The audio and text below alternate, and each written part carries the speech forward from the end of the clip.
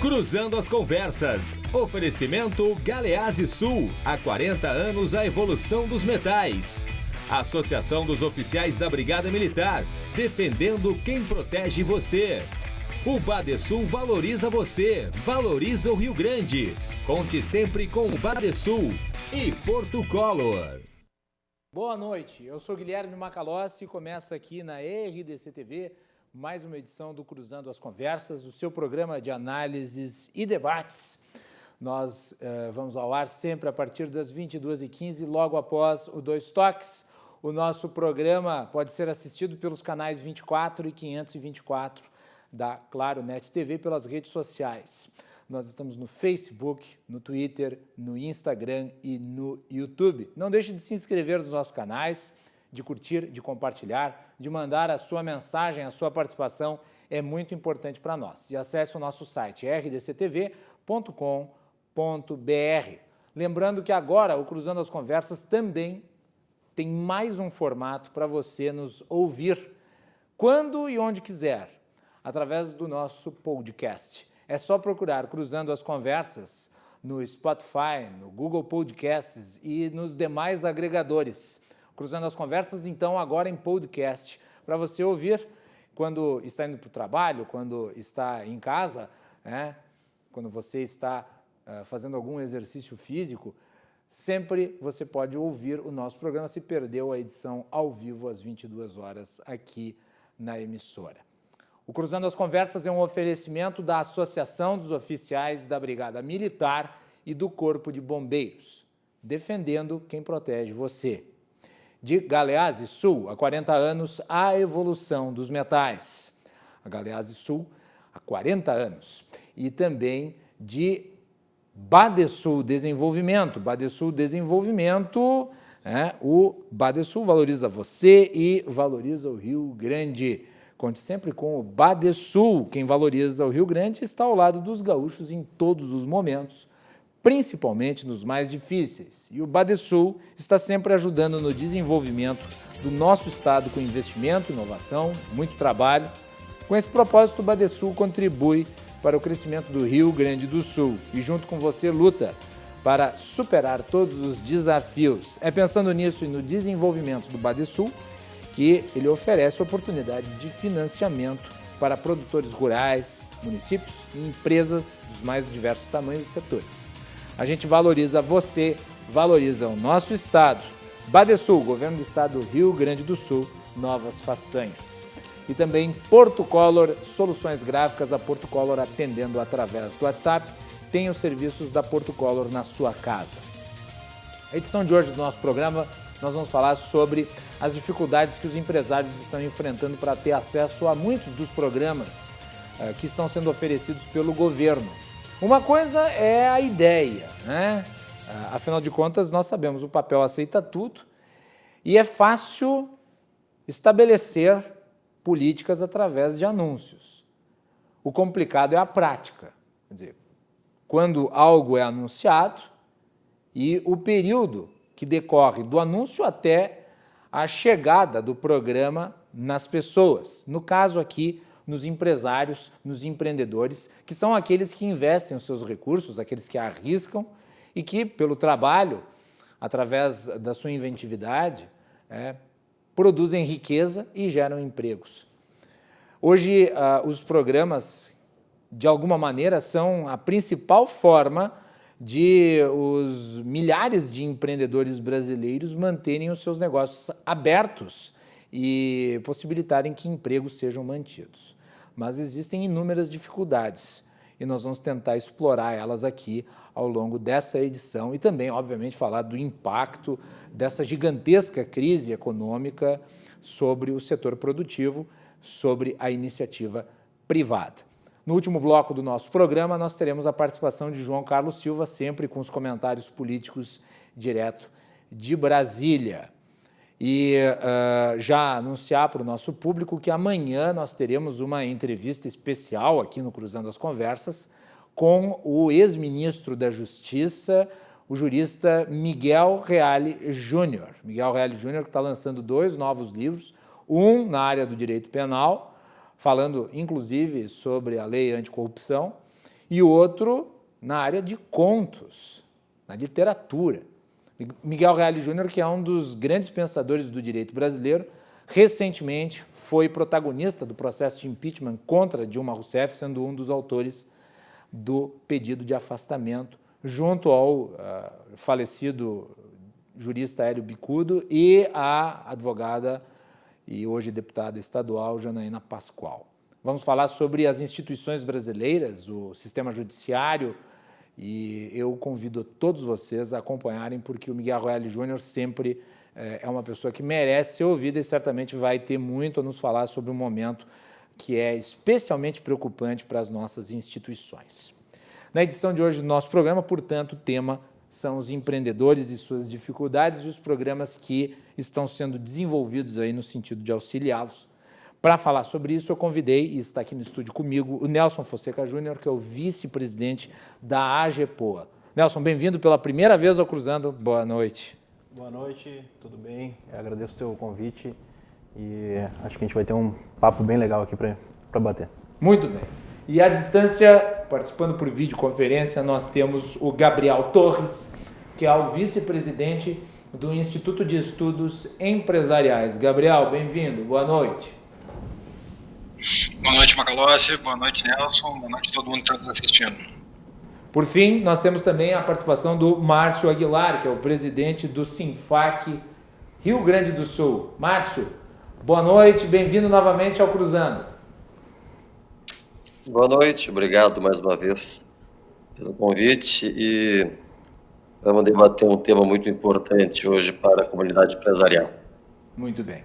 Vamos começar, antes de falar sobre os programas em si, dos dados relativos ao desemprego. O Brasil teve 1.200.000 demissões durante o período da pandemia. A Melanie Rupental fez uma matéria para nós. Melanie. A pandemia do novo coronavírus causou danos não somente na área da saúde, mas também atingiu fortemente a economia. Os dados de desemprego brasileiro, que anteriormente à crise de saúde pública não eram positivos, viram seus números aumentarem ainda mais. A pandemia dificultou até mesmo a coleta de dados, que era feita anteriormente de forma presencial nos domicílios e agora teve que ser feita por telefone. Devido a esses obstáculos, os dados do IBGE referentes aos meses de abril até junho, que deveria ser divulgado no dia de hoje, passou para 6 de agosto. A última pesquisa divulgada, então, apontou um desemprego de 12,9% no trimestre encerrado em maio, atingindo 12,7 milhões de pessoas. Isso acarretou um fechamento de 7,8 milhões de postos de trabalho em relação ao trimestre anterior. O IBGE também tem divulgado semanalmente dados de desemprego relacionados à pandemia do Covid-19. Na última sexta, a pesquisa apontou que entre os dias 28 de junho e 4 de julho eram 11,5 milhões de pessoas desocupadas. Na semana anterior, eram 12,4 milhões. Com isso, o desemprego ficou estatisticamente estável. No entanto, teve alta, passou de 75,1 milhões para 76,8. Embora os dados mais atuais não tenham sido divulgados ainda, segundo analistas, a taxa de desemprego deve saltar dos atuais 12,4% para quase 16% em 2020. O governo não acredita em um aumento de desemprego após o fim dos acordos de redução salarial, já que a MP 936 prevê certa estabilidade para os trabalhadores, mas reconhece que a desocupação ainda deve subir devido às restrições de circulação urbana impostas pela Covid-19. Por isso, há uma expectativa do anúncio de um novo programa focado na preservação e na geração de empregos no pós-pandemia, Macalossi. Aí no estúdio. Muito bem. Números preocupantes. Eu vou começar pelo Gabriel. Gabriel, como é que tu avalia esse crescimento exponencial esperado, né? Esperado crescimento exponencial aí do índice de desemprego. Tem alguns estudos internacionais que apontam que esse índice de desemprego pode chegar até 18%, o que dificulta muito uma retomada do crescimento, visto que você tem aí um segmento inteiro da sociedade fora do mercado de trabalho, o que não ajuda a termos produtividade, obviamente, e gerarmos riqueza. Vamos lá, Gabriel, começando por ti. Vamos lá. Como você disse bem, é muito difícil você pensar em uma retomada da economia sem você ver uma reação na parte do emprego. O que o pessoal tem que ter em mente é que a taxa de desemprego ela é sempre o indicador que reage por último na economia. Então, primeiro você vai ver a bolsa de valores reagindo, depois você vê as empresas cortando serviços ou as pessoas reduzindo demanda. A última coisa que você vai ver vão ser as demissões. E da mesma forma como as demissões são a última coisa que você vê no início de uma recessão, as contratações são a última coisa que você vê na recuperação econômica. Então, primeiro você vai ter que ver todo o resto da cadeia se movimentar para depois você ver a taxa de desemprego começar a cair. Só que tem um problema. Especificamente no Brasil, a taxa de desemprego ela é muito mais engessada, ela é muito mais lenta, porque o nosso modelo trabalhista é muito mais engessado que outros países. Então, se normalmente a taxa de desemprego em defasagem, no Brasil ela reage com ainda mais defasagem por causa do modelo engessado de contratações que a gente tem. Melhorou bastante com a reforma trabalhista que a gente fez ali durante o governo Temer, mas ainda a gente está longe de ter uma flexibilidade de contratação, como, por exemplo, nos Estados Unidos, onde você viu aquele aumento brutal de pedidos de auxílio-desemprego, você vê um aumento brutal também na taxa de desemprego, mas ela reage também mais rápido no momento da retomada. Por exemplo, agora nós tivemos questão de 15 dias, o Donald Trump anunciando a geração de 4 milhões de empregos nos Estados Unidos num único mês.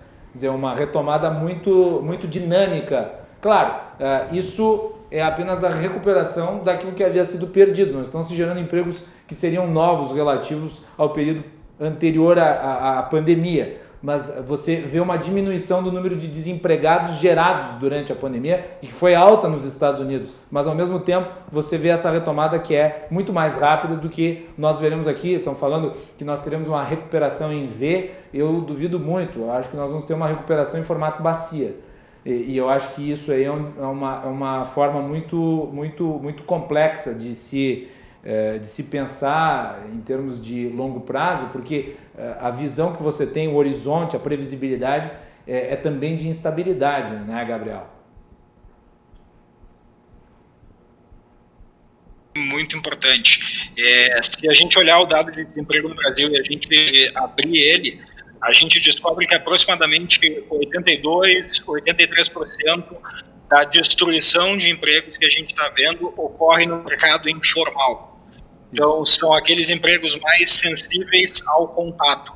É aquela parte da economia que você usa o online, mas você usa o online, por exemplo, em coisas muito particulares.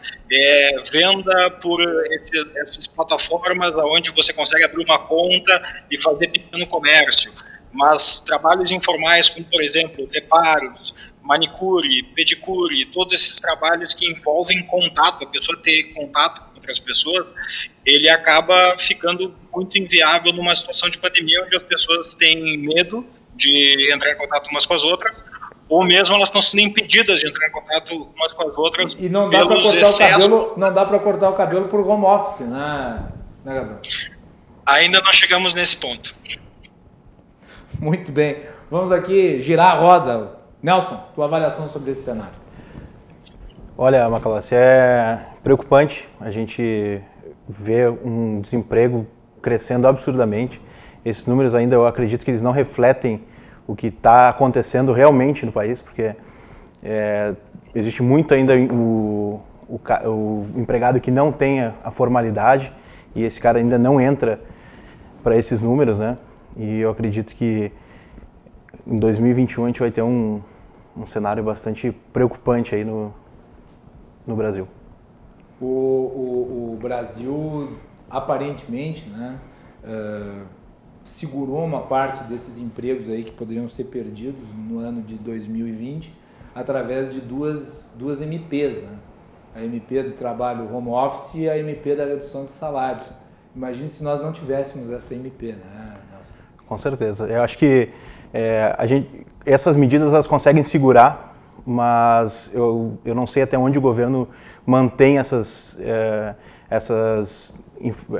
atitudes para que mantenha o emprego em home office, ou pagando uma parte do salário do funcionário, ajudando as empresas com um pagamento posterior, né?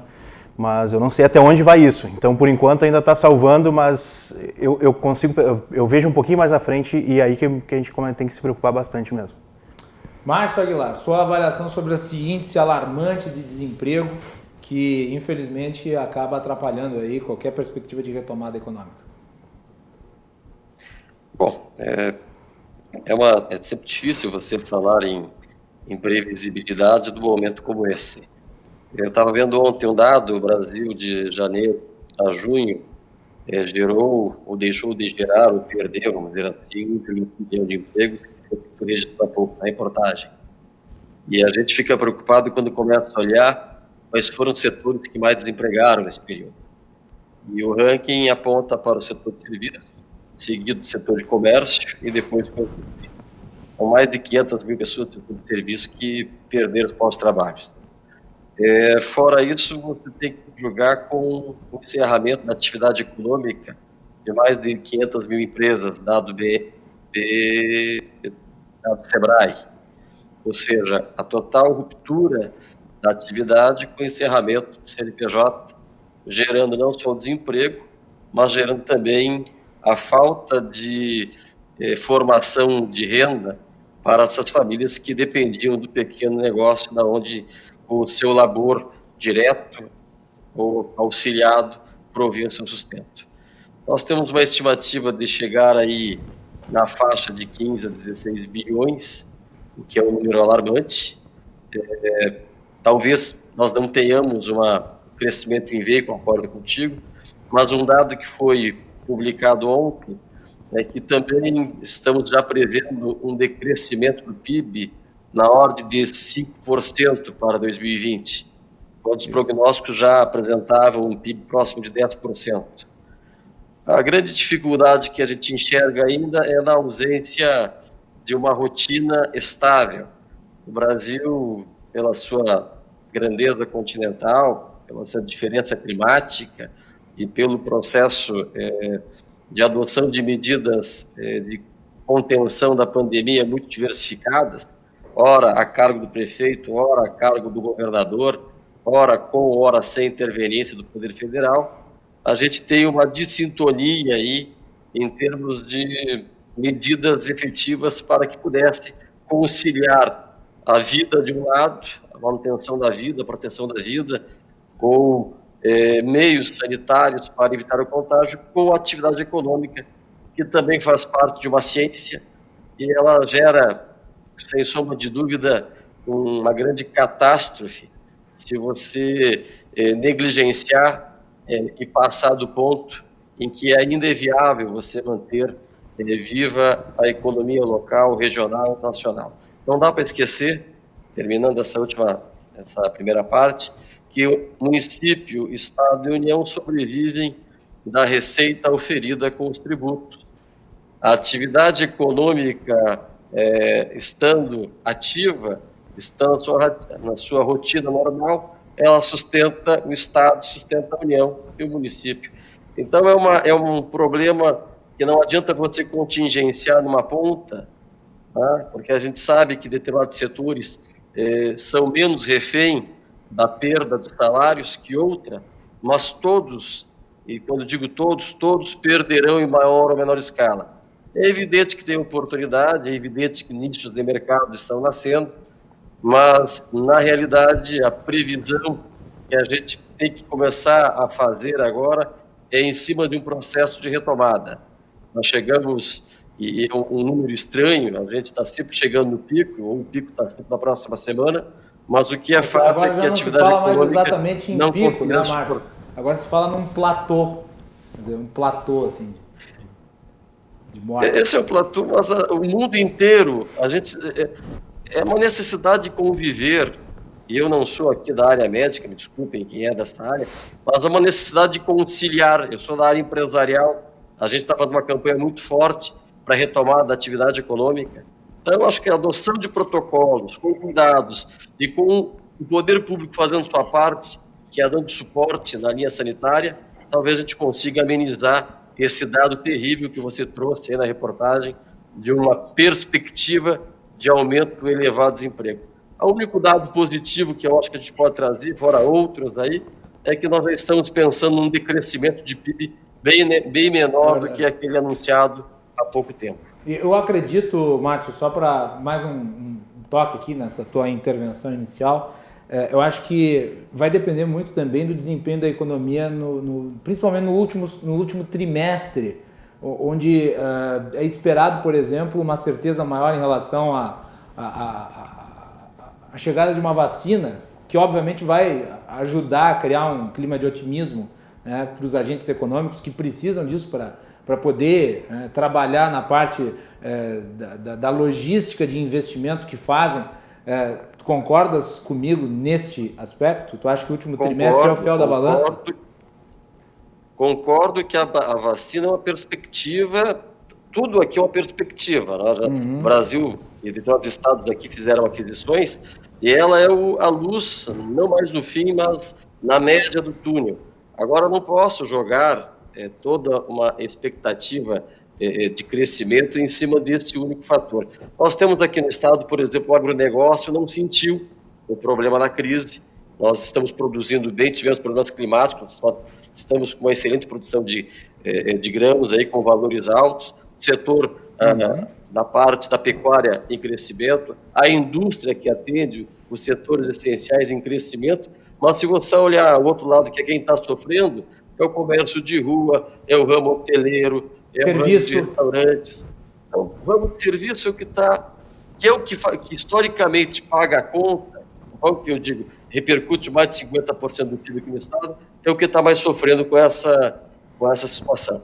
Mas a gente está aí para tentar encontrar um meio termo, um equilíbrio que permita você conviver com a parte sanitária e com a retomada da atividade econômica. Uma coisa que é esclerosada é essa situação das bandeiras que a gente vive aqui no estado e que ainda não conseguiu ter uma interpretação muito clara de como é que isso está funcionando na parte da definição ou na redefinição dela. Mas não é assunto para esse momento aqui. O que a gente vai falar aqui é sobre perspectiva positiva aí, dentro e pós esse cenário complicado. Agora, né, Gabriel, isso que o Márcio apontou das bandeiras é um complicador porque gerou uma instabilidade muito grande, né? No sentido de que você não tem certeza do que vai acontecer no próximo final de semana. E daí, toda sexta, sábado e domingo virou um tormento para todo mundo. Porque você fica com aquela expectativa, mas será que vai ser assim, vai ser assado na segunda-feira? E daí você não consegue fazer absolutamente nada. Eu até já disse aqui, bom, se é para ficar nessa situação, fecha tudo, mas fecha tudo por um mês e depois reabre, não sei. Eu prefiro que as coisas já tivessem sido feitas, né? Já tivesse sido fechado tudo, aí reaberto com segurança, mas não foi feito. Agora, esse abre e fecha, ele gera uma instabilidade muito grande, isso me parece já consensual aqui no Rio Grande do Sul, né, Gabriel? Você tem toda a razão, Macalossi. A pior coisa que você pode imaginar num momento como esse é você acrescentar incerteza pela ineficiência e pela incompetência de uma política pública a um cenário que ele já é naturalmente muito incerto e onde você já tem riscos muito elevados à saúde e também à economia. Então, você deveria ter os governos agindo como profiláticos nesse sentido, né, para usar um termo mais da área da saúde, e tentando dar previsibilidade, tentando dar organização, tentando ajudar a conciliar as coisas e não a jogar mais lenha na fogueira e tornar a situação mais instável do que ela já é normalmente. Então, você teve basicamente 3 formas de combater a pandemia ao redor do mundo. Tem um estudo muito bacana do pessoal da Bain Company, que é uma das maiores consultorias do mundo, que foi publicado no site dele recentemente. Você tem 3 formas de combater a pandemia. Você teve uma forma que é quando você tem a demografia a seu favor, foi o que aconteceu na Dinamarca e na Suécia. Você tem uma outra forma, que foi usar bastante tecnologia para identificar quem são os contaminados, garantir que essas pessoas fiquem em casa por 14 dias até elas se tornarem pessoas curadas e não saiam pela rua infectando os outros. Então, na verdade, era mais um trabalho dos governos ajudarem as pessoas a saber que elas estão doentes e ajudá-las a elas se protegerem e protegerem as pessoas ao seu redor. E você teve um modelo mais restritivo, que aconteceu, por exemplo, em Nova York, porque você não tinha demografia a favor, você tem um hub de conexões que se conecta com o mundo inteiro e, portanto, o grau de infecção era muito alto. Então, eles tiveram que ir para uma medida super restritiva. No Brasil, a gente não fez nenhuma delas. A gente tentou fazer um pouco de uma, um pouco da outra, a gente não tem a demografia, e aí a gente vê essa bagunça completa. Então, em vez de você ter o governo utilizando recursos que ele tem disponíveis num decreto de calamidade que permite a ele fazer gastos com circunstâncias muito especiais, a gente vê o pessoal gastando dinheiro em publicidade, compra de equipamento de vídeo, compra de radar para estradas que estão vazias. Você vê brigas entre as esferas institucionais, o presidente briga com os governadores, que brigam com os prefeitos. Então, basicamente não existe coordenação. É bem preocupante. Temos tempo para mais uma intervenção. Eu vou pedir pro Nelson aqui comentar um pouco sobre como é que ele tem. Eu sei que o Nelson fala com empresários diretamente. Como é que eles, qual é a sensação que eles têm passado e que orientações se passa nesse momento, porque o sujeito está numa situação muito complicada, né? Às vezes, veja só, nós estamos aqui diante de um cenário em que, bom, no Brasil nós sabemos, a possibilidade de fechar uma empresa já gera um custo muito alto para o empresário. Isso é um dos grandes gargalos econômicos do Brasil, ainda mesmo com o que disse ali o Gabriel, sobre as mudanças na nossa legislação trabalhista que foram pontuais, não dá para nem chamar de reforma trabalhista, foi uma adaptação da legislação, foi um ajuste de curso de maneira a flexibilizar alguns pontos ali que são mais relacionados com o avanço das tecnologias e na forma de trabalhar do que necessariamente uma abertura propriamente dita da legislação. Então, nós temos essa dificuldade gigantesca de fechar empresas. E fechar empresa não é bom negócio nem para quem fecha, nem para o país, nem para ninguém. E aqui nós estamos diante de um cenário onde você tem uma demanda por demissão, você tem a demanda da demissão, você precisa demitir a pessoa porque você não tem recursos ou você já esgotou completamente a sua fonte de financiamento e daí você precisa demitir, mas não tem dinheiro para demitir. E muitas empresas talvez permaneçam abertas quando não tem condições de permanecer abertas. E daí eu pergunto pro Nelson, o que ele fala pro empresário que chega para ele e está nesse dilema? Olha, Macalossi, pergunta complicada, mas eu gosto de fazer pergunta complicada. É complicado. A gente, como age, a gente conversa com muitos setores. Tá? Então a gente fala com o jovem empresário. Então isso é legal porque a gente consegue ouvir todo o setor de serviço, comércio, alguma coisa de indústria também. E sempre que eles vêm, eles tentam eles procuram a gente querendo uma solução, né? Assim, cara, o que eu faço? Assim, olha, cara, agora a gente tem que esperar o que o governo vai fazer. Nesse momento a gente está na mão do governo, infelizmente. Tá? E a gente sempre diz assim, mantém... Aí tu fala isso pro cara, já sobe aquele arrepio na espinha, né? Exatamente. Dependendo do governo. Infelizmente, né, a gente está em 2020 aí dependendo do governo totalmente as nossas empresas. Eu acho que esse negócio, como tu falaste, de fecha e abre, isso é extremamente custoso para todas as empresas. A gente vê a questão dos restaurantes, né, temos muitos associados que são do setor de restaurantes, eles fizeram toda uma programação de estoque, isso não se compra no dia para vender o dia. Isso não funciona assim. O comércio, o shopping, toda a adequação que o shopping fez. Então, isso esse momento de abertura que Porto Alegre teve aqui, falando específico de Porto Alegre, dá para dizer que foi pior para Porto Alegre, para o comerciante. Porque todo o investimento que ele teve que fazer foi por água abaixo. Então, como tu falaste... Por nada. Toda sexta-feira é aquela apreensão. Será que vem esse tal de lockdown? Será que vem esse negócio? Todo mundo ficam aterrorizando o empresário. O empresário está sendo aterrorizado há 130 dias. O governo teve 130 dias para tomar medidas emergenciais. Dinheiro teve e tem a rodo. mas o que a gente vê é um caos, né? E eu não sei onde que a gente vai parar. A gente briga muito, a gente tem uma conversa bem grande com outras entidades também, todas elas estão nesse mesmo impasse. Aliás, Nelson, tu mencionaste um ponto que é muito importante. Houve um investimento muito grande por parte das empresas para poder cumprir as regulamentações sanitárias, né? E mesmo assim, elas foram fechadas. Com certeza. Eu acho que a adaptação que foi feita foi muito bem feita pelas empresas. Então, certamente melhor do que o setor público. Logicamente. Guilherme, a gente tem, dentro de uma loja, a gente não tem aglomeração. O comerciante adoraria fechar por ter aglomeração dentro da loja. Mas não é o que acontece hoje no estado, não é o que acontece em Porto Alegre. A gente não tem mais do que no micro e pequeno empresário, numa loja, tu não vai ter mais que 5 pessoas, 5 clientes. Aliás, né, Nelson, quando o comércio reabriu nesse período curto que reabriu, as lojas todas vazias. Sim, com certeza. Os próprios bares e restaurantes com um índice de ocupação muito menor. Isso é óbvio, é efeito da pandemia. A pandemia é a mãe da crise, inequivocadamente. É a mãe da crise. E não é nesses lugares onde as pessoas se contaminam. Não nos lugares onde você está vetando a entrada ou diminuindo o acesso. Eu já falei isso aqui N vezes. Um ônibus cheio, uma parada de ônibus é muito mais propícia para se contaminar do que, por exemplo, numa academia que é para atender 5, 6 pessoas. É simples de presumir isso. Com certeza. A gente analisa assim, hoje tu tem, como tu falou, o ônibus, a aglomeração que tem ali dentro.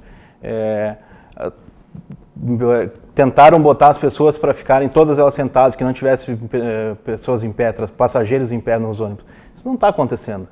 Agora, a prefeitura pensa em trancar vias, em fazer rodízio. Cara, isso não é efetivo. Isso não é efetivo. Isso, tu traz mais caos para a cidade ainda, quando, na verdade, tu deveria estar trazendo soluções e acalmando o teu cidadão, né? Muito bem.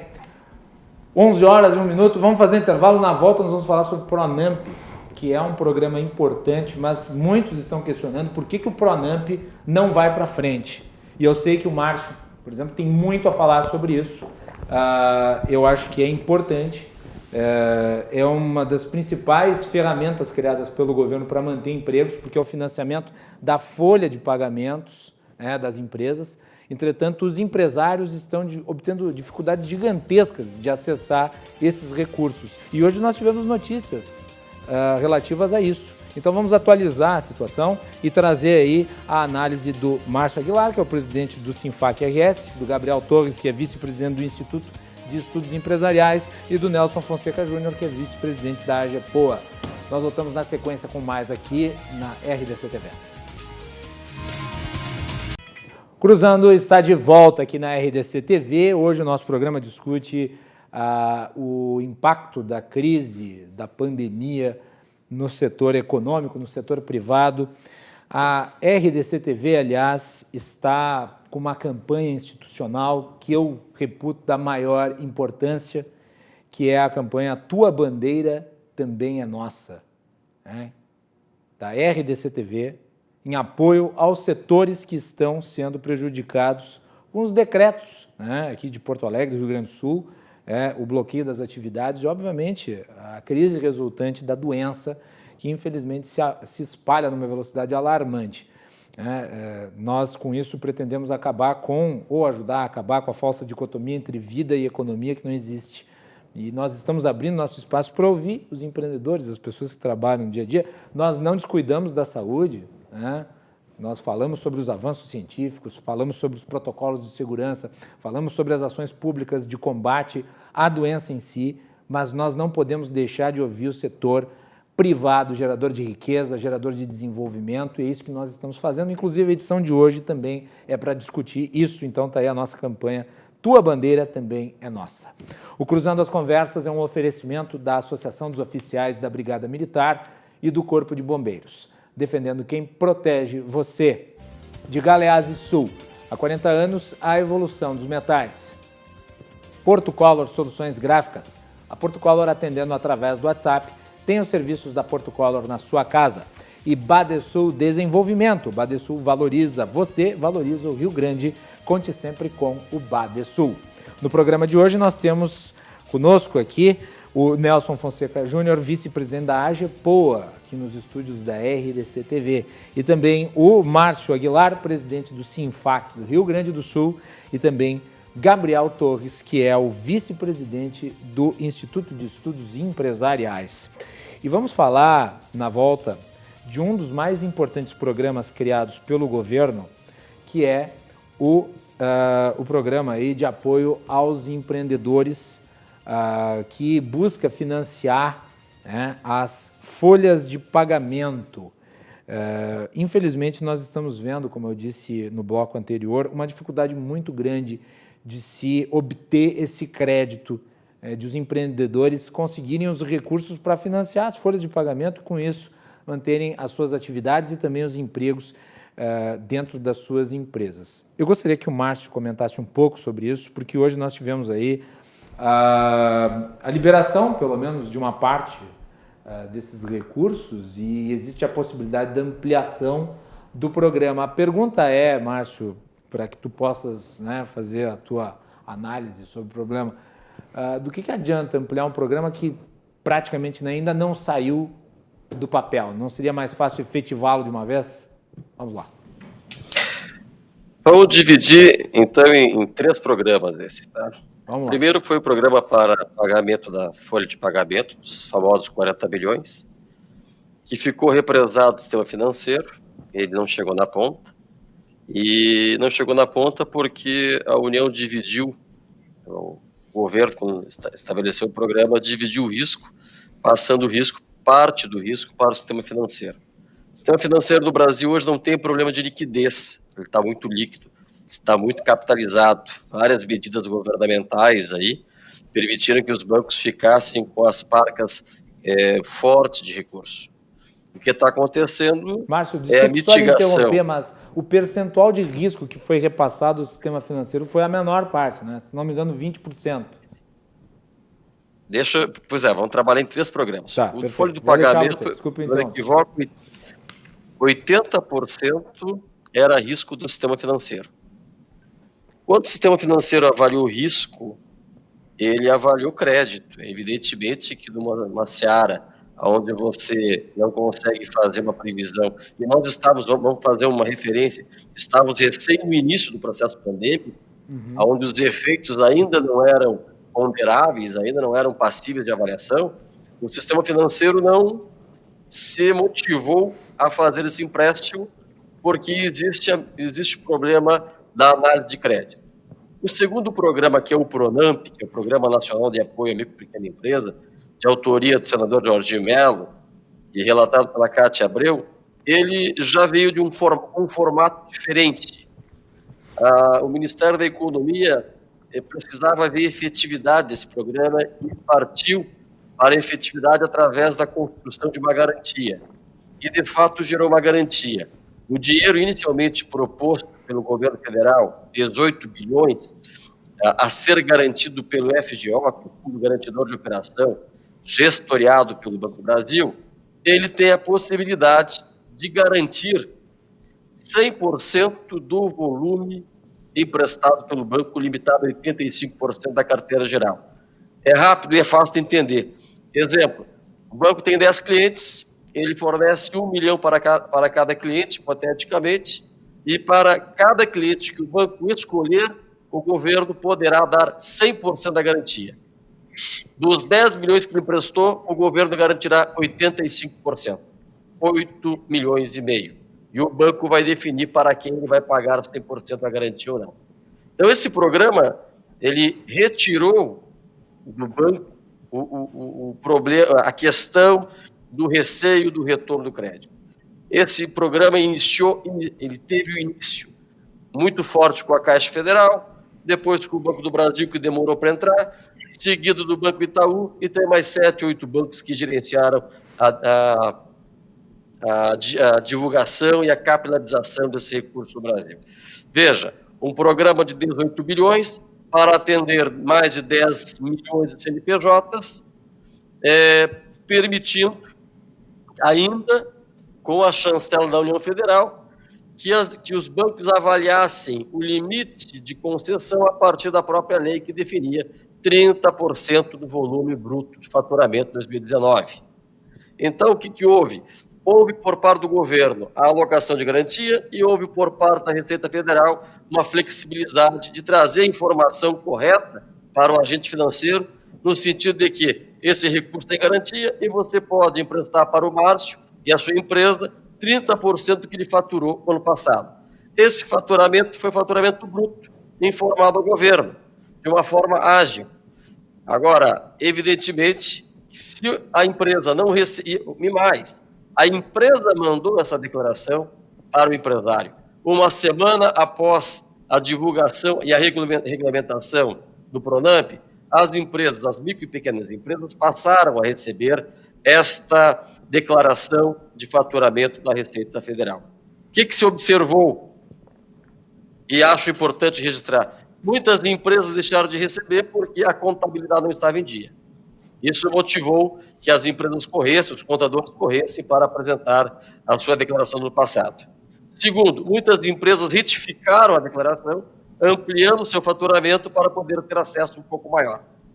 O programa saiu para a rua e aí vem as críticas. Ele foi represado por 3 bancos, com critérios internamente definidos para quem conceder. A Caixa abriu na cala da noite um site para receber interessados. O Itaú fez a mesma coisa, abriu um link na sua página e o Banco do Brasil, por incrível que pareça, demorou um pouquinho mais para entrar no processo. O dinheiro esgotou em menos de 20 dias. Esse programa nasceu para valer por 3 meses, prorrogado para mais 3 meses, e em 20 dias todo o dinheiro foi utilizado. Alguns excessos foram cometidos, nós somos muito críticos em relação a isso. A Caixa Federal começou a cobrar TAC, onde não era cobrável TAC. Houve cobrança de seguro prestamista, mas o recurso tem garantia do poder público, tem uma venda casada, o Banco Central foi muito ágil, interviu, e isso foi resolvido com o passar dos dias. Muitos bancos demoraram para aderir ao programa, porque o dinheiro é do banco, a garantia é do fundo. Esse fundo, por sua vez, a instituição chega lá, olha, eu quero 1 bilhão, e o fundo garante esse 1 bilhão. Então, demorou um pouquinho para o sistema financeiro entrar. Há de considerar que Santander e Bradesco, por exemplo, previam ingressar no programa a partir do dia 13 e não tem recurso para isso. Ontem, nós falávamos de uma live que havia uma suplementação da verba de 12 bilhões pela MP 975, possivelmente um deslocamento do recurso que sobrou lá do fundo que ajudava a questão da folha de salários, pagamento da folha de salários, e nós estamos, a partir de hoje, com esse assunto aprovado no Senado, esperando que venha uma nova MP que demonstre onde virão os 12 bilhões suplementares. Mas a regra vai ser a mesma, a regra vai ser quem chegar primeiro vai levar e vai ter que obedecer o critério definido pelo banco concedente. Veja que são... Aparentemente até o dia 15 de agosto que é esperado esse recurso, né, Márcio? Eu acredito que isso pode acontecer antes, porque o programa já está regulamentado, e é importante que se fale, é um programa cujo recurso é uma taxa de juros Selic mais 1,25 ao ano, dá 13,5% no final das contas de remuneração anual, 8 meses de carência, 36 meses para pagar, e a necessidade para acesso é que a empresa não tenha problemas de crédito. A garantia do governo federal e o meio aval funciona. O que impactou muito foi a falta de capilaridade. E se você analisar... E tu mencionou ali os 3 bancos, né, Márcio? Me surpreende porque 2 desses bancos são públicos.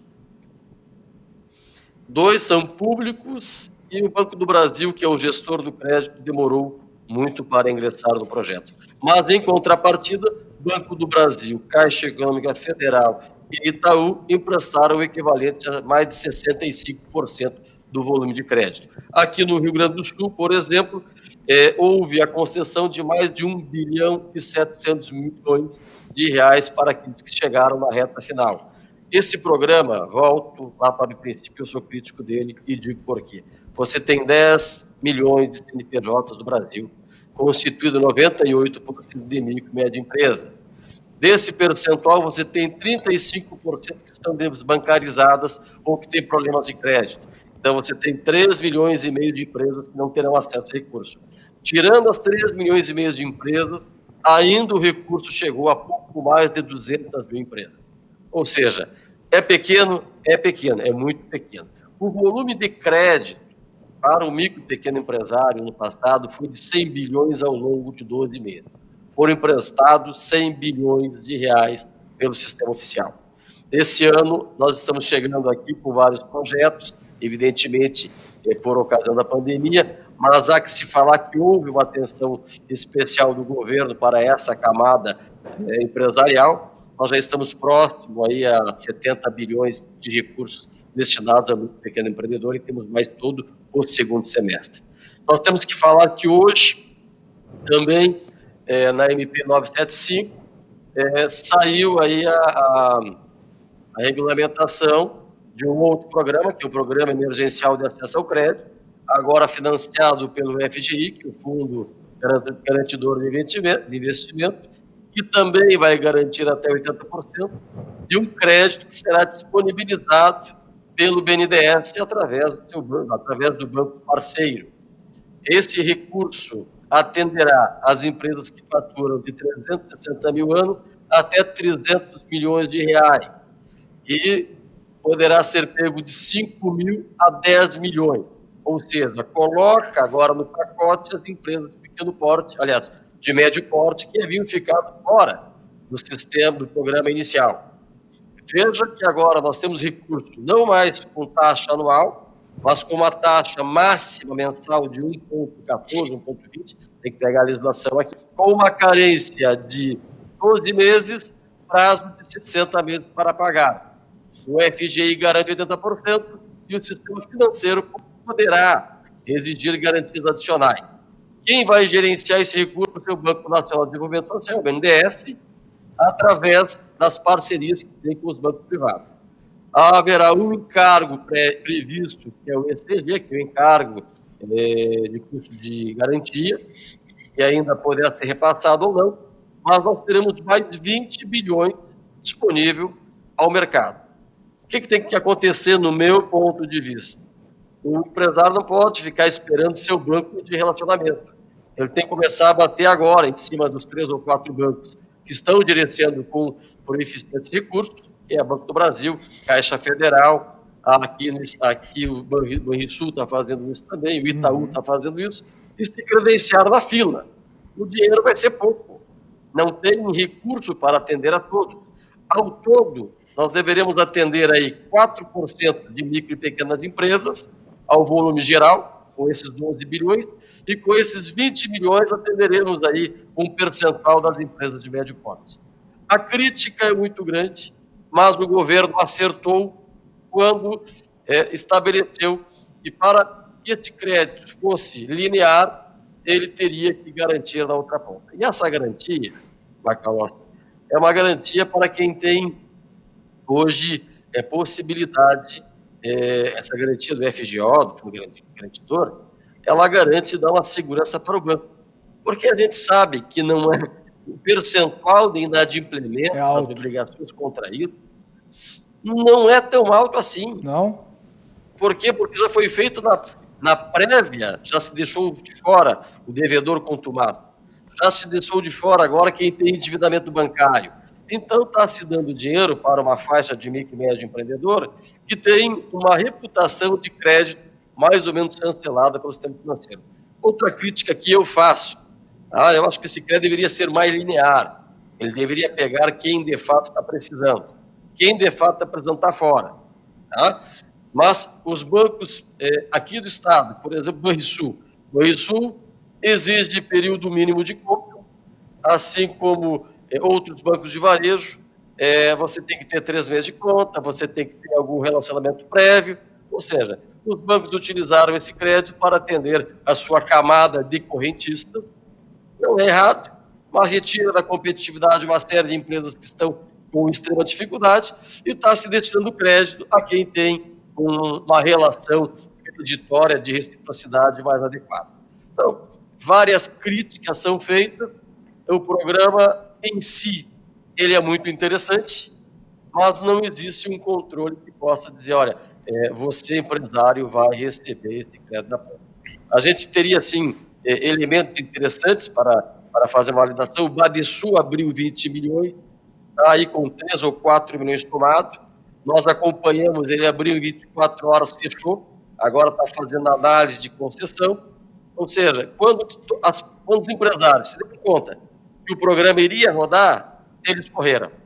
Só que essa corrida, ela acredito que tenha sido extemporânea, porque o próprio sistema financeiro escolheu para quem destinar esse recurso. Eu não sei, mas que não é isonômico, isso não é.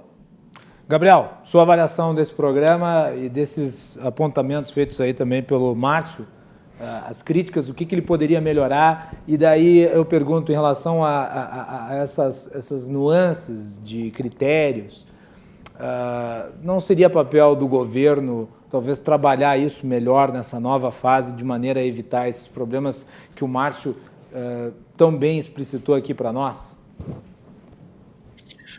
Boa pergunta, Macalossi. Vamos lá, política pública... É aquela velha história, né, Márcio? Claro, o recurso está saindo de um endividamento brutal do Brasil, né? Desculpe, Gabriel. A gente está tirando o valor do endividamento brutal, é um dinheiro que praticamente não existe. Hoje está se imprimindo vai se imprimir a nota de R$200, né? Que vai ser com um lobo-guará. Eu até acho que deveria ser com uma ema ou uma cloroquina, que é o novo símbolo nacional, né? E nós estamos aí vendo a perspectiva, talvez até sinalização de inflação. Então tem um custo, obviamente, esse recurso. Então, se esse recurso está sendo utilizado, eu acho que o governo tem que bater na mesa e pressionar o setor bancário para que os critérios sejam os mais transparentes e os mais adequados possíveis para que auxilie o maior número de empresários nesse momento. Não sei, é a minha avaliação. Vai lá.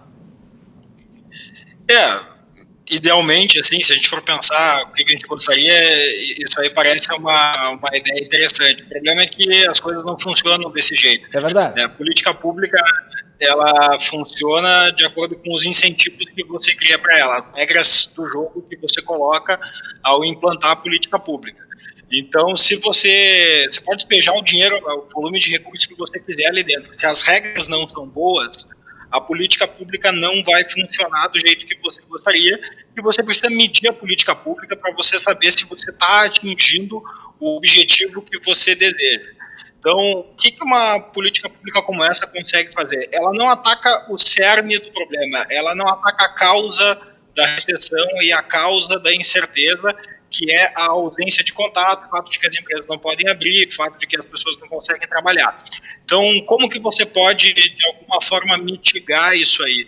Você pode agir pelo lado do que a gente chama de diferença de informação, né? Eu, banco, não sei se você é o melhor devedor, se você é aquela pessoa que eu mais confio, que eu me sinto confortável a emprestar, eu não consigo saber isso, e ao mesmo tempo eu preciso dar segurança jurídica para que, na eventualidade do devedor não conseguir cumprir com o pagamento do empréstimo, seja porque ele não existe mais, o negócio dele acabou, ou porque ele realmente não quer pagar, o banco consiga ter de alguma forma alguma garantia ou algum recurso, ou algum ativo que compense ele disso. Parte do problema que o governo e o Banco Central tentaram sanear foi através do fundo, ele ajuda um pouco, mas ele, no final do dia, ele não é a solução do problema, ele é meramente um paliativo. O Brasil, ele é uma economia que, pelo excesso de regulamentações que a gente foi criando ao longo do tempo, nós não temos um mercado competitivo e um mercado dinâmico e flexível. Nós temos um mercado, em todos os setores, que tende à oligopolização, à concentração do setor em alguns poucos players, que são aqueles líderes do mercado. Inclusive o setor bancário. Inclusive o setor bancário. A gente vê 4, 5 grandes players aí no setor bancário. Você tem uma série de outros pequenos bancos, que são bem menos bancos do que a gente já teve no passado, por uma questão, por uma distorção no momento da hiperinflação, mas a grande verdade é que você vê essa oligopolização, e isso não acontece no setor bancário, acontece em todos os setores da economia brasileira. Se você pegar no varejo, por exemplo, você tem os grandes varejistas e você tem aquele universo de pequenos varejistas, pequenos comércios que seguem operando. O que acontece é que essa diferença, esse excesso de regulamentação que você tem, essa falta de segurança jurídica, essa dificuldade que você tem de garantir que o acesso à informação ajuda o devedor, o bom tomador de empréstimo, a se mostrar um bom tomador de empréstimo e separar ele do mau tomador de empréstimo, toda essa quantidade de problemas gera essa grande diferença onde quem precisa do crédito tem dificuldade para conseguir o crédito, e aquela pessoa que não precisa, aquela empresa que não precisa do sistema financeiro, ela hoje é a empresa que consegue acessar o sistema financeiro com uma facilidade maior.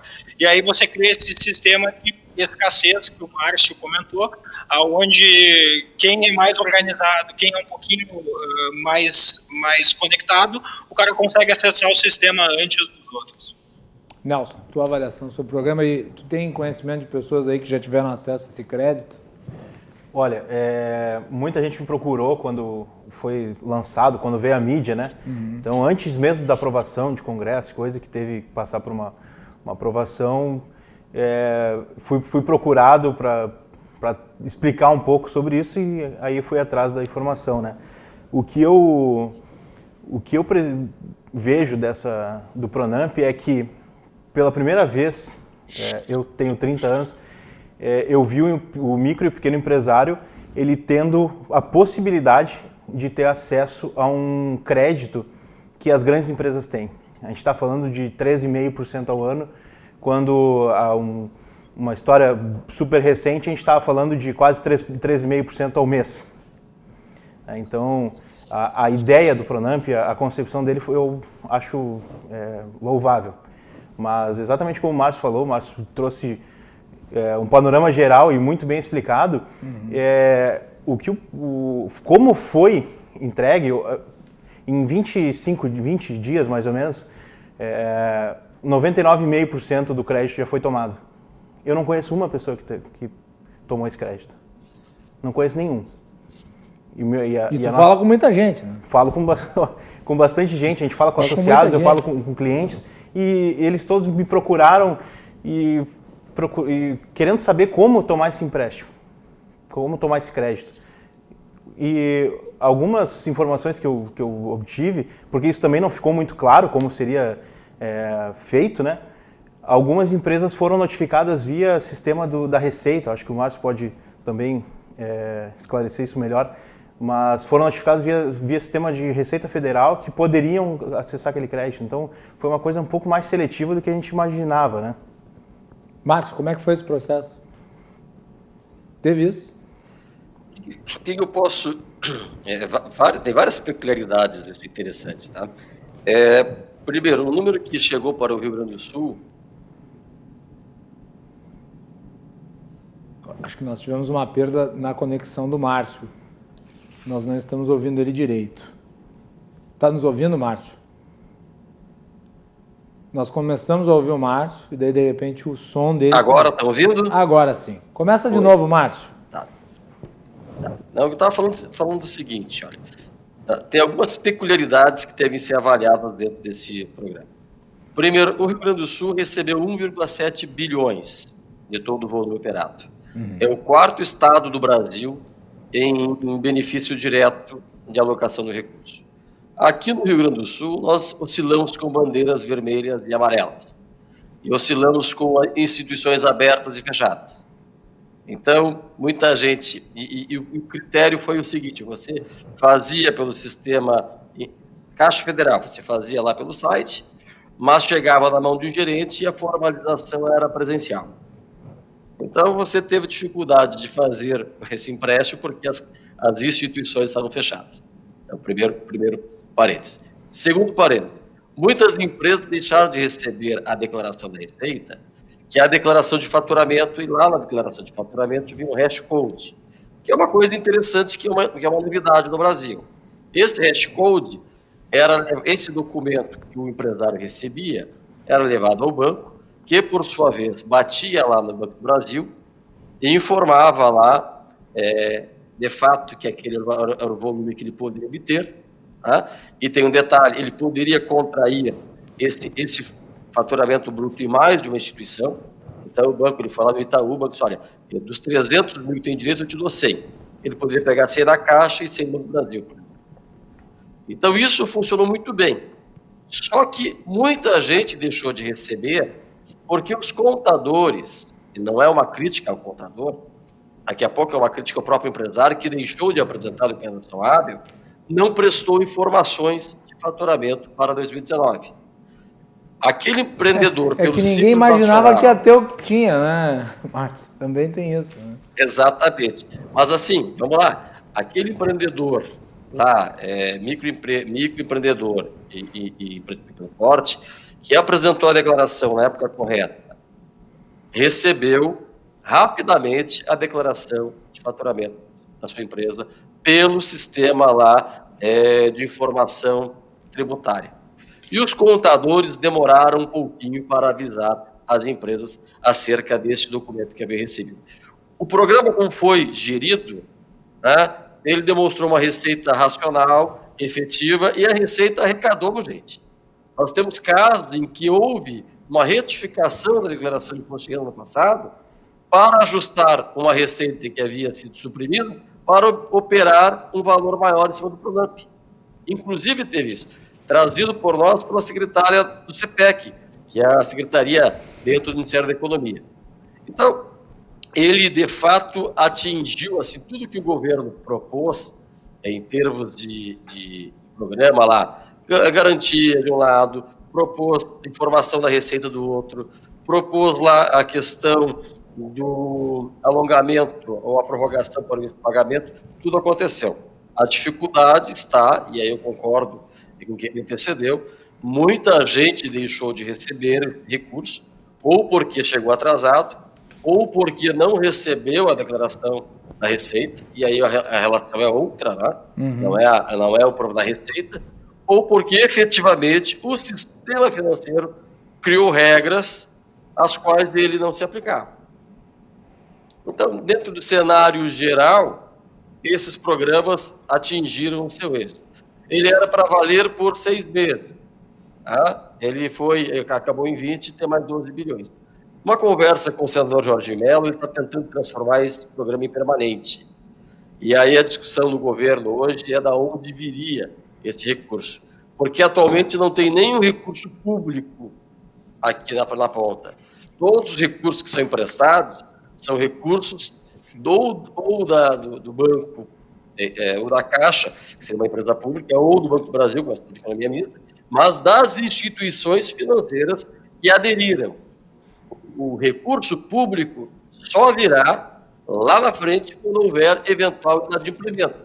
E aí tem uma regra construída em cima desse inadimplemento. Então, hoje, não se tem recursos públicos outorgados, tirando o recurso aí, nenhum deles foi público, todos eles são recursos bancários dos bancos que estão com um empossamento muito grande nas suas contas. Está então esclarecido, viu, Nelson? As dificuldades estão aí. Deixa eu fazer mais uma interferência, Macalossi. Eu acho que isso é importante aqui, e eu debati muito, a gente conversou muito, porque o sindicato ele acabou sendo um protagonista para levar informação. Logo quando o programa foi criado, né? A gente teve muitas reuniões sobre isso, porque nós não queríamos ter cláusulas de barreira, queríamos que isso fosse universal. Né?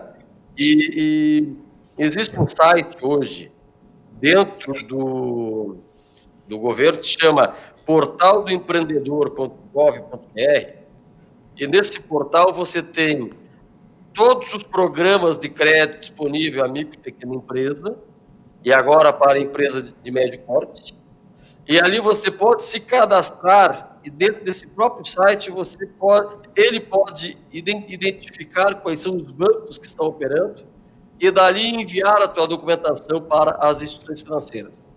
Uma coisa interessante, facilita muito esse processo informativo, porque na medida em que se tem informação, as pessoas conseguem abreviam os canais, não ficam limitados ao gerente de banco, que às vezes demora 4, 5, 6, 7 dias para receber uma orientação que veio da superintendência ou da diretoria de crédito. Então, vai lá no portal do empreendedor, enxerga todos os programas e tem um ícone, um canal lá dentro que se chama Emprestômetro. Lá está atualizado até o dia 22 de julho todos os valores que foram emprestados no Brasil por todos os programas trazidos pelo governo federal. Tá, e pelo painel, Banco do Brasil você acompanha o papel. Aí então o painel, né, Nelson? Com certeza. A gente tem que trazer isso mais para a realidade do nosso micro e pequeno empresário aqui. Eu acho que um ponto, uma crítica que eu faço para o Pronamp é como ele foi divulgado. Isso foi quem ficou sabendo dele, logicamente teve alguma mídia, né, em torno disso, mas uma informação aprofundada dele teve que correr muito atrás. Uma informação, porque hoje eu pesquisando eu achava a mesma informação em muitos canais, mas a mesma, muito básica, muito superficial. E eu acho que se isso se torna, Márcio, uma coisa permanente, nossa, é um grande passo para esse país. É um grande passo. É que a mídia aqui no Brasil se acostumou a ter pauta negativa. Com certeza. Então, essa é uma pauta propositiva para o micro e pequeno empreendedor. E o micro e pequeno empreendedor, e esse programa aqui, nós estamos trabalhando exatamente isso, é quem precisa de socorro hoje, socorro financeiro, dinheiro na veia, para mitigar o problema, para mitigar aquelas circunstâncias decorrentes do período em que ele ficou parado, ou fechado, ou agora na retomada sua em venda, ou nesse pico aí estranho do abre e fecha. Então, é um dinheiro que não é carimbado, não tá? Você tem que pegar esse dinheiro para comprar um bem, você tem que pegar esse dinheiro para alocar para determinado ambiente de negócio. Não, é capital de giro na veia, puro, para livre destinação. E a minha última pergunta para o Gabriel é se existe condição de se manter um programa dessa abrangência de forma continuada. Porque não é apenas esse que está sendo sondado para ser um programa permanente, né? O próprio auxílio emergencial, que é um programa muito custoso, também está sendo analisado para ficar permanente, talvez não no valor de R$600 por mês, mas já está sendo aí criada até mesmo a hipótese de volta de CPMF para bancar. É consenso que também haverá um endividamento em virtude desse montante que o governo está disponibilizando. É necessário, mas há condições de se manter isso de forma permanente? Vai lá, Gabriel. Macalossi, momentos extremos como que a gente vive, eles são, além de muito perigosos em teste para as pessoas e para os negócios, eles são também muito prodigiosos para que os políticos comecem a inventar soluções, muitas vezes utilizar ideias que não dão certo, não deram certo e vão continuar não dando certo enquanto elas continuarem sendo implementadas. Um bom exemplo disso é a CPMF, né? É um imposto regressivo, é um imposto de péssima qualidade e ele só existe em países onde você tem um grau de totalitarismo muito elevado, como, por exemplo, a Venezuela. A Venezuela tem um imposto do tipo CPMF porque é um imposto que você consegue aplicar no momento onde não existe segurança jurídica para nada. Quanto aos programas de auxílio, uma coisa é você ter um programa temporário de empréstimo para pequenas e microempresas que foram proibidas pelos próprios governos de operarem numa circunstância de calamidade pública sanitária. Isso é uma coisa. Outra coisa é você transformar esse programa num programa permanente de crédito subsidiado para empresas. Isso não é um programa pontual e uma coisa que você vai estar corrigindo um problema causado pelo próprio governo. Você vai estar criando um subsídio, você vai estar criando uma meia entrada, como a gente gosta de dizer, né? O Brasil é um país prodigioso em criar meias entradas, então você vai estar criando uma meia entrada para um grupo específico de pessoas, que nesse caso seriam os micro e pequenos empresários. Assim como tem meia entrada para o agronegócio, assim como tem meia entrada para outros setores, como a indústria, e eventualmente meia entrada para casos de serviço, como a gente teve durante muito tempo a desoneração da folha de pagamento, a gente tem que parar de criar meia entrada. Você ter uma carga tributária baixa, uma carga tributária simples, uma forma fácil de você declarar tributos, e daí você cria um ambiente de competitividade e você deixa o mercado funcionar, do que você ficar criando subsídios pontuais para cada setor, e aí o setor que grita mais é o cara que leva o subsídio maior naquele momento, ou o cara que é mais conectado, ou o cara que é amigo do rei. Outro ponto, e daí a gente falando do auxílio emergencial. Uma coisa é você fazer um programa focalizado para pessoas que vivem em situação miserável e que precisam de um programa mínimo de sobrevivência, que é o que acontece no Brasil em muitos lugares onde as pessoas sequer têm o que comer. Isso é uma coisa. Outra coisa é você fazer um programa generalizado, indiscriminado, que não é focalizado, que não é para atender essas pessoas, e que quando você vê, tem uma pessoa ali que ela é adolescente, mora com os pais, tem condições mínimas e ela está utilizando um recurso que deveria ser utilizado por uma família miserável. De novo, é a velha história do Brasil ficar criando meias entradas que quando você vê tem alguém que não precisa daquele, que não deveria ser alvo daquele programa e está utilizando aquilo ali. Por quê? Porque você vai criando de forma indignada, ao invés de ter um ambiente mais funcional, com carga tributária baixa e de forma simplificada. Senhores, já é 23h43, nós temos um minutinho e meio, 2 minutos aí para as despedidas. Eu acho que foi muito profícuo aqui informações para o nosso público relativo a esse assunto que é de uma importância muito grande. Eu gostaria de agradecer muito a participação do Márcio Aguilar, aí, presidente do Sinfac RS, pelos esclarecimentos. Márcio, meu abraço, obrigado. Obrigado a você. Um abraço aí ao pessoal da bancada que nos ouve. E a gente fala aqui em nome de um setor que conhece e é parceiro do micro e pequeno empreendedor e que vai dando todo o auxílio possível aí nessa retomada da atividade comercial. Muito bem. Também queria agradecer ao Gabriel Torres, vice-presidente do IEE. Aproveitar para divulgar aí que no próximo dia 13 de agosto o Fórum da Liberdade vai estar promovendo o evento Fórum da Liberdade Talks. Desaprendemos a Conversar, participação do Gustavo Maltach, da Ana Paula Henkel e do Luiz Ernesto Lacombe, ao 12h30. Gabriel, parabéns aí pelo trabalho junto ao Fórum da Liberdade e ao IEE, e muito obrigado pela participação hoje aqui no nosso programa. Obrigado, Macalossi. A gente que agradece o espaço, agradeço também ao Márcio e ao Nelson pela ótima conversa. Inclusive, no Fórum da Liberdade Talks, a gente vai estar perguntando por que a gente não tem mais conversas como essa que a gente teve aqui, que foi uma ótima conversa, respeitosa, amigável, e que as pessoas, mesmo quando elas discordam pontualmente, elas conseguem fazer isso em alto nível. Muito bem. E, por fim, ao Nelson Fonseca Júnior, que é o vice-presidente da AGEPOA. Nelson, nós temos um eventinho aí a partir da semana que vem aqui na RDC, na quinta-feira, né? Aproveita aí na tua manifestação final e fala um pouco sobre isso. Exatamente. Então, a AGEPOA, junto com a RDC TV,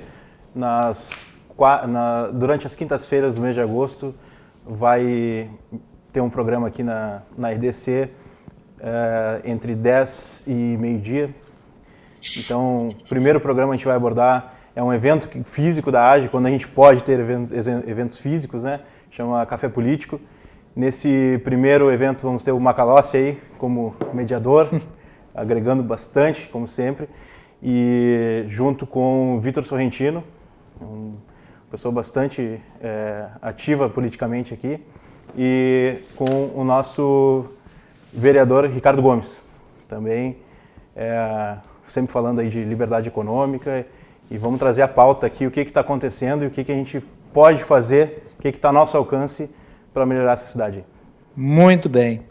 Então, na próxima quinta-feira, às 10 horas da manhã, aqui na RDC TV, vocês também têm essa atração. Márcio, obrigado, um abraço aí pela participação. Gabriel também, obrigado pela participação. Nelson, muito obrigado. Nós vamos fazer intervalo, na sequência temos João Carlos Silva, direto de Brasília, os bastidores do poder. Já retornamos. De volta aqui na RDC TV, mandar um abraço para o meu querido amigo, colega na Rádio Sonora FM, William Chinetsky. Abraço, William, obrigado pela audiência. e também aos que mandaram mensagens acompanhando o nosso programa. O Cruzando as Conversas vai ao ar sempre de segunda a sexta-feira, às 22h15, logo após o Dois Toques.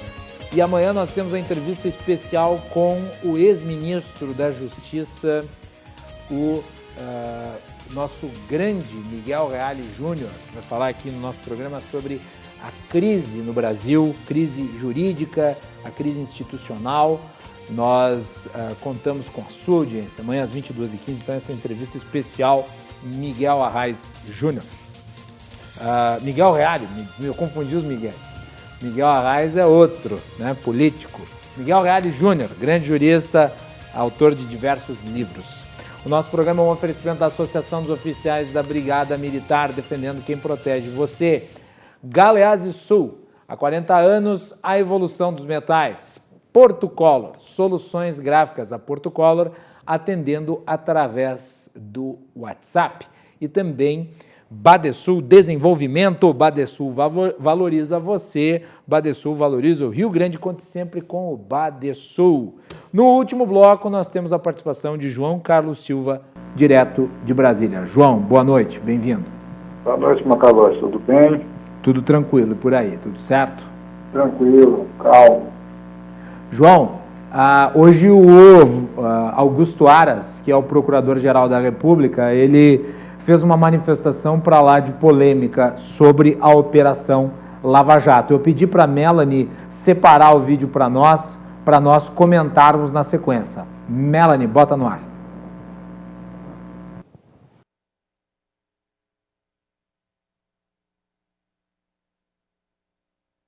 Turismo significa alguma hipertrofia, um desvio. Então, o lavajatismo já revela que alguma coisa não vai bem nessa figura. E esse conceito lavajatismo, ele há de ser superado pelo natural, bom e antigo enfrentamento à corrupção. O cientista político Murilo de Aragão recentemente escreveu um artigo dizendo que o lavajatismo vai passar, mas o enfrentamento à corrupção não. E é isso que nós acreditamos, que a questão do chavão Lava Jato, que fez um papel relevante do ponto de vista da exposição de um novo modo à época de fazer investigações, uma metodologia, ele deu lugar a essa hipertrofia, a esse desvio. O enfrentamento à macrocriminalidade, especialmente naquela corrupção que envolve grandes capitais, continue a se fazer do mesmo modo como vinha se fazendo, mas no universo dos limites da Constituição e das leis. Lavajatismo há de passar. A hora é a hora de corrigirmos rumos para que o lavajatismo não perdure. Mas a correção de rumos não significa a redução do empenho no combate à corrupção. Eu quero agradecer a colega, a doutora Flávia, pela pergunta, e espero que esse conceito lavajatismo seja superado por um outro conceito de enfrentamento à macrocriminalidade, com investigação científica, com acusação técnica e com a respectiva defesa à altura dos profissionais da advocacia. Então tá aí, a manifestação do Augusto Aras, que é o Procurador-Geral da República. O Sérgio Moro publicou no seu Twitter o seguinte, relativo a essas manifestações. 2 tweets que eu vou ler aqui. O primeiro: desconheço os segredos ilícitos no âmbito da Lava Jato. Ao contrário, a operação sempre foi transparente e teve suas decisões confirmadas pelos tribunais de segunda instância e também pelas cortes superiores, como a STJ e STF. Procurador-Geral da República vai à imprensa sugerir desvios na força-tarefa do MPF da Lava Jato, mas, confrontado, nada tem de concreto. Abre aspas, a base de dados é muito extensa, fecha aspas. Sim, é a Lava Jato a maior investigação sobre corrupção no mundo. João, como é que foi a repercussão dessa declaração do Aras aí em Brasília? Ela soou como estilo meia bomba. Veja só, o procurador Augusto Aras deu esse depoimento nesse conjunto com um advogado, e o ministro Dias Toffoli fez aquela manifestação com relação à candidatura de magistrados, correto? Sim. Uma fala puxa a outra. Todo esse contexto que foi elaborado, que foi dito pelo procurador Augusto Aras, tem foco. O foco é o ex-ministro Sérgio Moro e o Dallagnol. Por quê? Se você perguntar no Supremo se eles gostariam, os 11 membros, de ter o Sérgio Moro como colega, evidentemente que a maioria não queriam ele lá. A Lava Jato, quando o procurador Aras disse com os advogados dessa questão, e amanhã você vai ter a oportunidade de entrevistar uma das referências jurídicas do país, que é Miguel Reale Júnior, cujo pai foi um ícone no direito também, sobre essa questão. Quando o Augusto Aras diz isso, ele confronta o mecanismo usado algumas vezes pelos membros do Ministério Público que operaram com a Lava Jato. São as questões do Senado e da Câmara dos Deputados. O procurador Aras, ele não está incorreto no que ele disse. Ele está perfeitamente conectado àquilo que ele está falando. Por quê? Houve excessos? Houve. Juristas importantes brasileiros já disseram isso. E os juristas que estavam, os advogados que estavam presentes nessa entrevista do procurador Aras não eram advogados desconhecidos, são advogados famosos. Inclusive estava participando o jurista gaúcho Lênin Streck. Sim, juristas de primeiríssimo mundo, gente de nível internacional, aí não tinha bobo. Quando o Aras disse isso, ele está confortavelmente sentado na cadeira de quem conhece o assunto. Ele disse aquilo ali, e muitos juristas hoje também comentaram sobre isso, e os políticos também favoráveis ao que ele disse.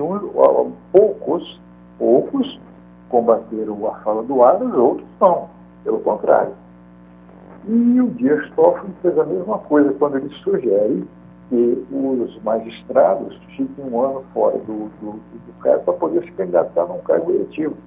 E que não usem o seu cargo para futuras projeções políticas. Eu devo dizer o seguinte, também acho que ex-ministro do Supremo Tribunal Federal deveria ficar um período maior de tempo sem poder advogar, ou deveria ser impedido disso.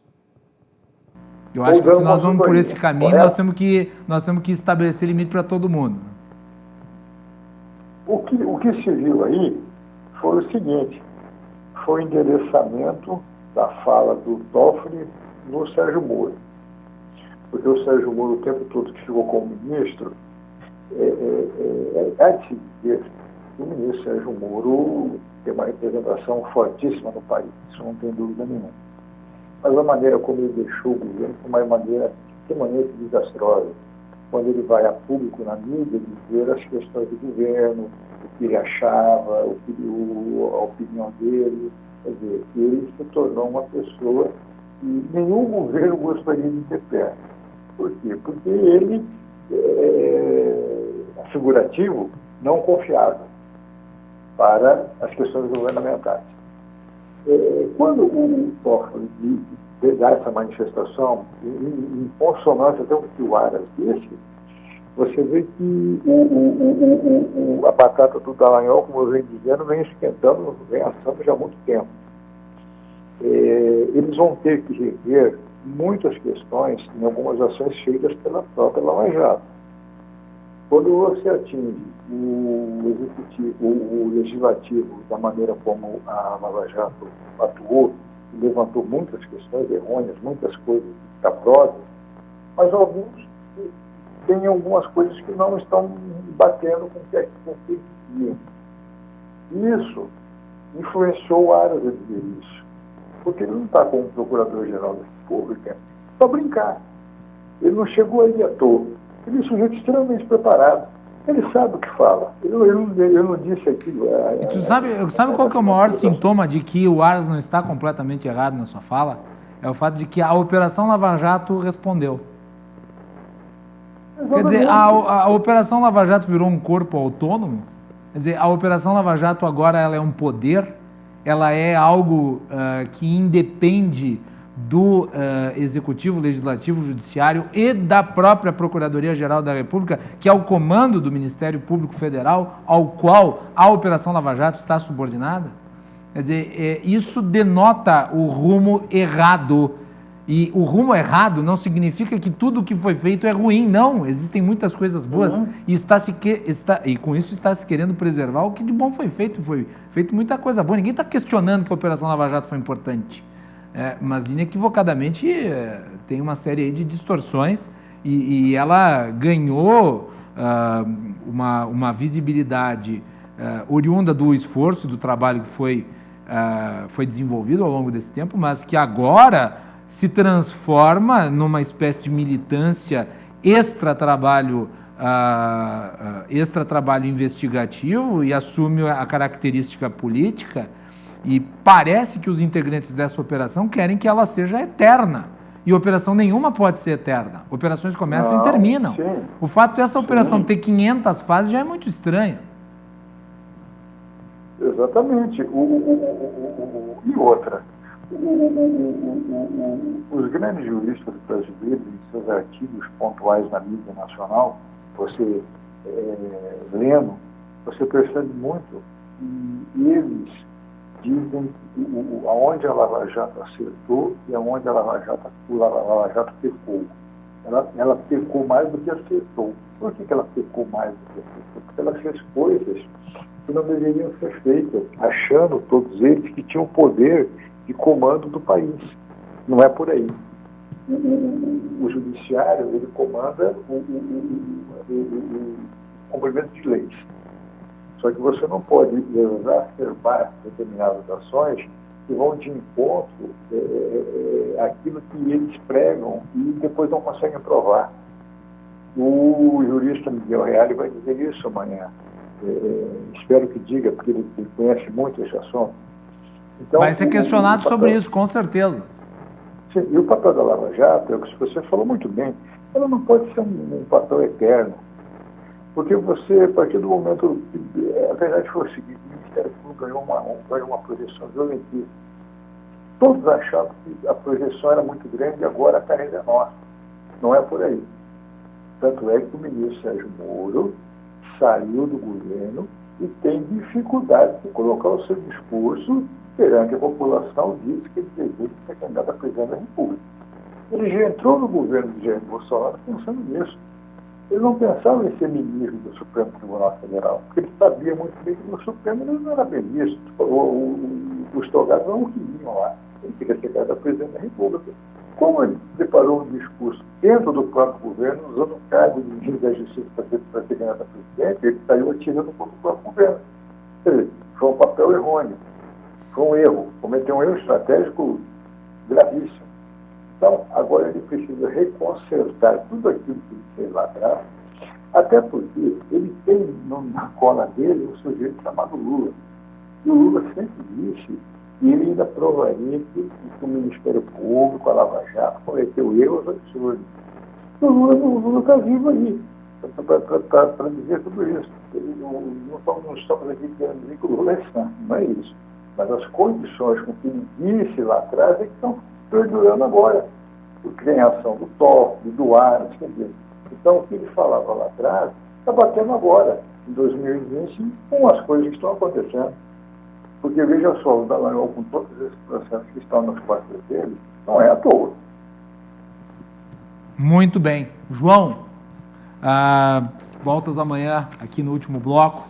Fica de olho, daí os teus comentários amanhã vão falar sobre a entrevista do Miguel Reale Júnior aqui no Cruzando, tá bem? Sim, claro. Foi uma RDC de parabéns por trazer ao ar uma pessoa de renome nacional, um jurista extremamente preparado, senhor de tantas e tantas glórias jurídicas e com poder de inteligência fora do normal.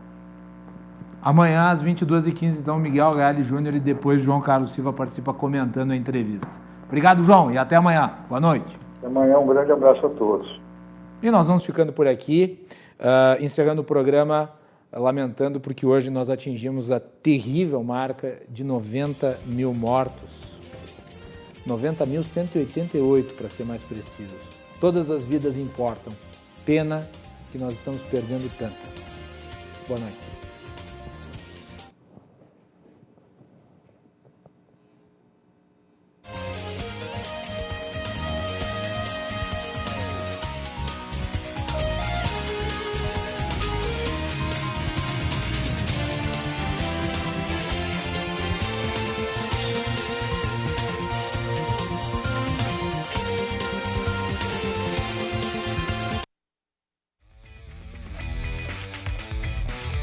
Cruzando as conversas. Oferecimento Galeazzi Sul. Há 40 anos a evolução dos metais. Associação dos Oficiais da Brigada Militar. Defendendo quem protege você. O Badesul valoriza você. Valoriza o Rio Grande. Conte sempre com o Badesul. E Porto Color.